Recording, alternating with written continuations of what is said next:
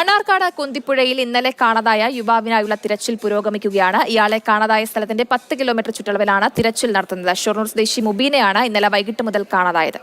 ഇന്നലെ വൈകിട്ടാണ് ഇയാളെ കാണാതായത്. പാലക്കാട് മണ്ണാർക്കാട് കുമരംപുത്തൂരിലെ കുരുത്തിച്ചാലിലാണ് ഇയാളെ കഴിഞ്ഞ ദിവസം കാണാതായത്. ഏകദേശം ഒരു 6 പേരടങ്ങുന്ന സംഘം അവിടെ കുളിക്കാൻ ഇറങ്ങുകയായിരുന്നു. അതിനിടയിൽ മുബീന വെള്ളത്തിൽ പെടുകയായിരുന്നു. ശക്തമായ ഒഴുക്കുണ്ടായിരുന്നു.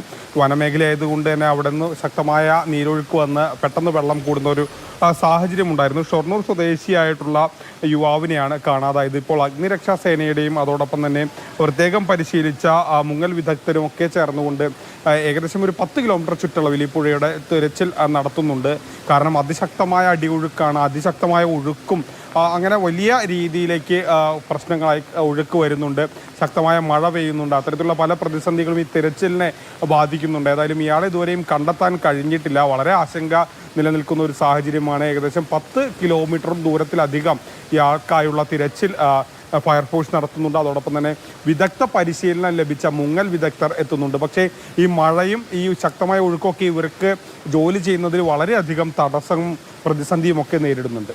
ശരി ഗൂഗിൾ. ഷൊർണൂർ സ്വദേശി മുബിനെയാണ് ഇന്നലെ വൈകിട്ട് മുതൽ കാണാതായത്. ഇയാൾക്കായുള്ള തിരച്ചിൽ പുരോഗമിക്കുകയാണ്. പക്ഷേ മഴയും കാറ്റും ഈ ഒരു തിരച്ചിലിനെ പ്രതികൂലമായി ബാധിക്കുന്നുണ്ട് എന്നുള്ളതാണ് ഗൂഗിൾ റിപ്പോർട്ട് ചെയ്തത്.